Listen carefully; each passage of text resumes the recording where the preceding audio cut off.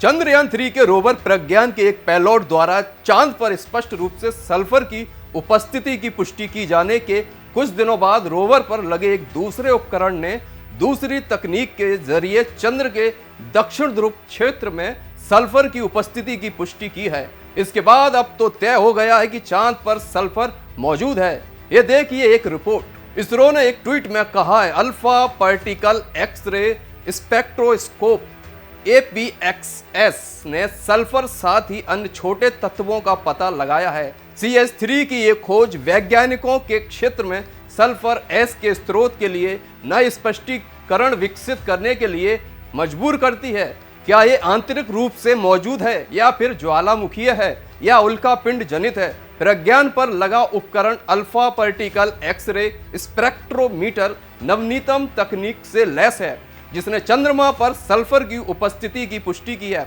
इसरो के अनुसार APXS उपकरण चंद्रमा जैसे कम वायुमंडल वाले ग्रहों की सतह पर मिट्टी और चट्टानों की मौलिक संरचना के इन सीटू विश्लेषण के लिए सबसे उपयुक्त है। इसमें रेडिएशन सोर्स होते हैं जो चांद की सतह के सैंपल पर अल्फा पार्टिकल्स और एक्स-रे उत्सर्जित करते हैं। चांद की सतह के सैंपल में मौजूद एटम सतह पर मौजूद तत्वों के अनुरूप विशिष्ट एक्स-रे लाइनें उत्सर्जित करते हैं। इन विशिष्ट एक्स-रे की ऊर्जा और तीव्रता को मापकर शोधकर्ता मौजूद तत्वों और उनकी प्रचुरता का पता लगा सकते हैं।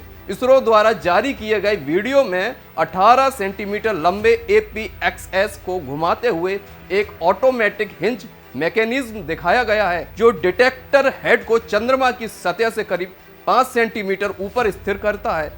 PRL अहमदाबाद के सहयोग से APXS विकसित किया है। URSC बेंगलुरु ने डिप्लॉयमेंट मैकेनिज्म विकसित किया है। आपको बता दें कि चांद की सतह पर सल्फर की खोज इस लिहाज से बहुत महत्वपूर्ण है क्योंकि इससे चांद की संरचना और वो कैसे विकसित हुआ, कैसे आकार में आया है, इसके बारे में सुराग मिल सकता है। सल्फर सोलर सिस्टम का एक कॉमन एलिमेंट है, लेकिन चांद पर इसका मिलना दुर्लभ है। लिहाजा उसके दक्षिणी ध्रुव पर सल्फर की मौजूदगी को वाटर आइस यानी जल हिम की मौजूदगी का संकेत माना जा सकता है। वाटर आइस यानी जल हिम इसलिए महत्वपूर्ण है कि ये चांद पर भविष्य में इंसानों की रिहायश के लिए पानी का स्रोत भी साबित हो सकता है।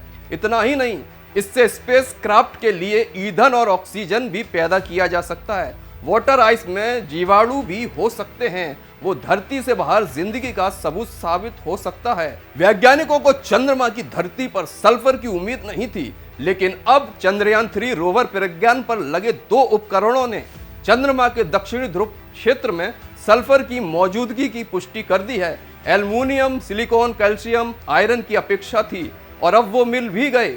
इसरो ने कहा चंद्रयान-3 जिस धरती ध्रुवीय क्षेत्र में उतरा है, वहां चंद्रमा की मिट्टी और चट्टानें किससे बनी हैं, ये अन्य उच्च भूमि क्षेत्रों से कैसे अलग है, ये वे प्रश्न हैं जिनका प्रज्ञान रोवर अपने वैज्ञानिक उपकरणों के साथ उत्तर खोजने की कोशिश कर रहा है। ऐसी तमाम खबरों के लिए देखते रहिए भारत एक्सप्रेस डिजिटल। नमस्कार।